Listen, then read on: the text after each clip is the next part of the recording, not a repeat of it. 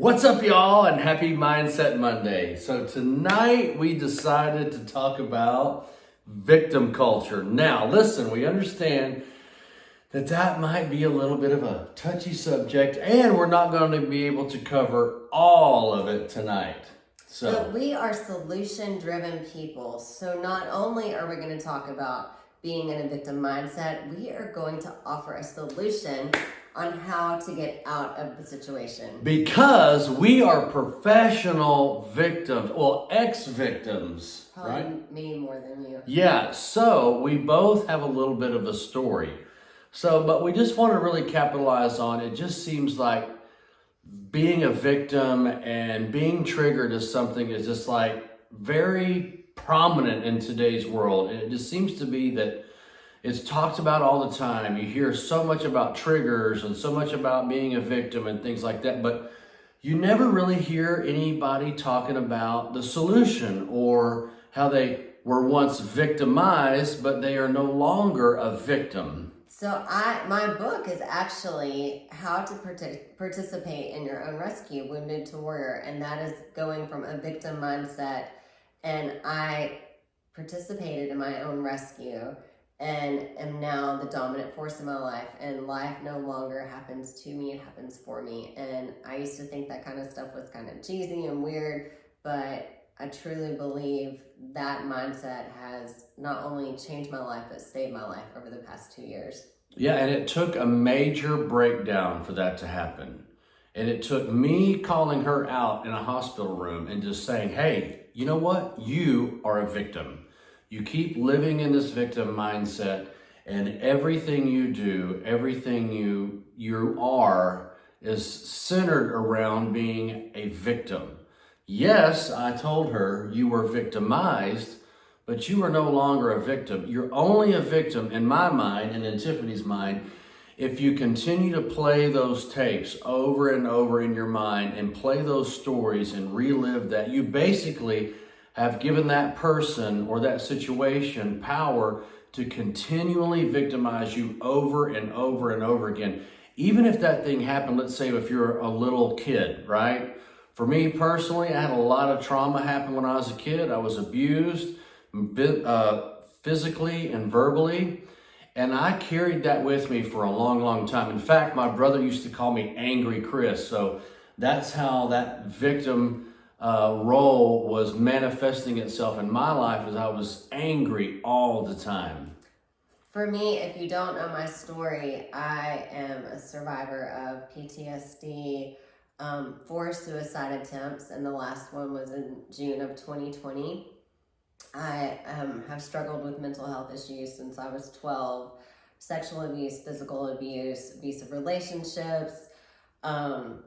So I thought I was justified in feeling this way, and you know, I was to a certain degree, but it no longer served me whenever I started becoming a victim of my own actions. Yeah.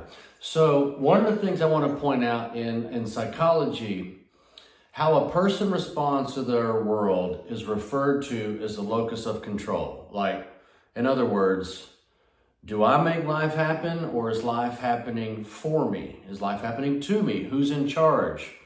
So that's what we mean by locus of control. So one of the things that Tiffany and I came to terms with is we are the author of our story. We get to be the ones in control. We get to be in charge.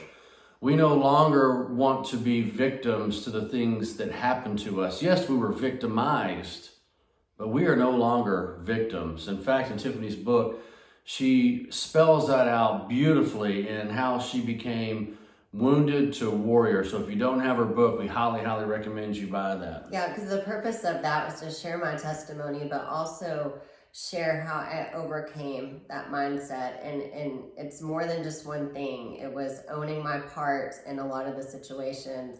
It was forgiveness. A lot of different tools that I've used. Every single day over the past couple of years have totally changed my life. So it is possible to become the dominant force in your life if you want it bad enough. That's right. So one of the things that we've learned through lots of different programs and coaching and counseling is how to spot when we are placing ourselves in that victim role. So you find yourself just dominated by drama. You know, when you're a victim, you think, this is not fair. Life is happening to me. Oh my God, why does this always happen? Why did that's just my luck. Oh, that's just my luck, you know? And so you play that over and over again. So one, you get to look for a hero, or you kind of sort of become the hero of your own story, if you will. So you're here to save the day, but a lot of times what you're actually doing is reinforcing bad behaviors, reinforcing that victim mindset, and enabling either yourself or other people. So then the next thing that happens is you look for a villain.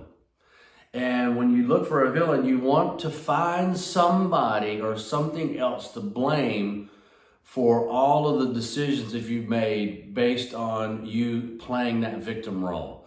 So, you know, you just find yourself in this perpetual cycle of being a victim, looking for a hero, and then looking for a villain. Or for me, I define myself as, I would say this all the time, everybody who loves me is abusive, or everybody who tells me they love me is abusive, or they leave me. And here's what happened. I looked for evidence in my life to support that and recreate that scenario over and over unconsciously. Because when he would tell me I was living in a hole and he was going to give me a shovel, it would trigger me. And I honestly didn't feel in that moment like I thought I was justified, and I did not want to hear that I was being a victim and I was living in self-pity. So in that moment, it absolutely triggered me. But here's what I did. I would find people, or I would get into relationships, and I would make it very hard for them to love me, and I would run them off. And I used to tell her it was like trying to hug a porcupine. She wanted me to love her, but she had all of her quills out. And it's like, well, I can't hug you because you're in defense mode all the time. So in your defense, if you are struggling with this, you probably don't even know that you're doing it. It's just become your normal. Yeah. So how would you recommend somebody moving into the place of being empowered? Because that is our mission. Tiffany and I are on a mission to help people be radically transformed into the person that God created them to be. But a lot of times that trauma, that being a victim, you know, it just holds us back from our greatest potential. So for me, coming out of denial was very, very important, and listening to what Chris had to say and be open enough to be like, you know what, maybe he's right, because what I'm doing is not working. Open mindset, yeah. So I was open to thinking differently, and I was open to owning my part in every situation. Even if I felt like, well, sexual abuse, for instance, I mean, it's really hard to say I had a part in certain things, but if you read my book, I do actually say how I had a part in some of it. And that doesn't get the person off the hook, but it helps me get my power back. And that's what this is really about. So really just stepping out of denial and being honest with myself, because if I am constantly in a whirlwind of chaos, and I'm finding myself saying, this happened to me, that happened to me, she did this, he did that, more than likely, you're in a victim mindset. Yeah, so giving yourself permission to think differently. You know, I've told that story many times. About 4 years ago, I decided to give myself permission to think differently. I didn't know how, I didn't know where it was going to take me. I just knew that my old mindset was holding me back from what I said I desired. So it starts with, what did you say? Acknowledging. Coming out of denial and giving yourself permission to think differently. Guys, you don't have to know how to do it, just start. The how works itself out in the doing every single time. So another thing we did was we looked for mentors and for coaches. Seek help through treatment, counseling, therapy, a professional that knows what they're doing. If you trust someone enough to open up to them and you're okay with their feedback and advice, then it's a good place to start talking about how maybe you're feeling like you're living in a victim mindset and that you want to get out. That's right. And then another thing we decided to do was start believing that obstacles were actually here presented in front of us to help us to become better. So we believe that the obstacle is the way. That there's always going to be something that comes along. Ooh, and then we also say everything always works out for us. Always. That's like our mantra. So even on our worst day, if something really bad happens, we say everything always works out for us. And like we say it so much, like we believe it. And I can say that we don't have many bad days. That's right. So we've also shifted into a creator mindset. So when you start to put all of those things into play, into action, you open up your mind for more creative space, because you can't be negative and creative at the same time.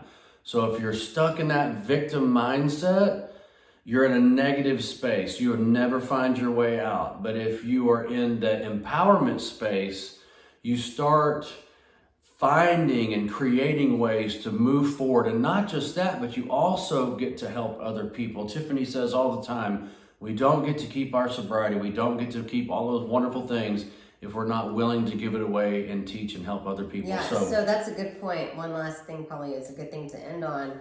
The quickest way to come out of self-pity or self-sabotage or feeling like a victim and everything's happening to you is to get outside of yourself and serve someone. And that can be as easy as just texting someone and telling them you're thinking about them, asking someone if there's something that you can do for them. Every chance that I get to buy somebody dinner that's sick or had surgery, I always do those kind of things. Paying for the person behind you in a line. At a drive-thru? At a drive-thru, yeah. Yeah. But just as simple as just taking a minute and asking someone else, how can I pray for you? How are you doing? I'm just thinking about you. Will shift your mind off yourself onto someone else. Yeah, because when you're loving and serving other people, you don't have time with all that other garbage that's in your mind. But there are tons of tools on this topic in my book, so I highly recommend that you get it. It's on Amazon, Barnes & Noble, and Walmart. And another cool thing, guys, if you're watching us on YouTube, follow us on social media. We've got Instagram, Facebook, Tiffany's got LinkedIn. And another cool thing, if you love what you hear, we have also been invited to be guest speakers on a few podcasts. We will let you know more details when they come out. And if you haven't bought Tiffany's book, we highly, highly, highly recommend it. And we love you all. Thank you so much for watching.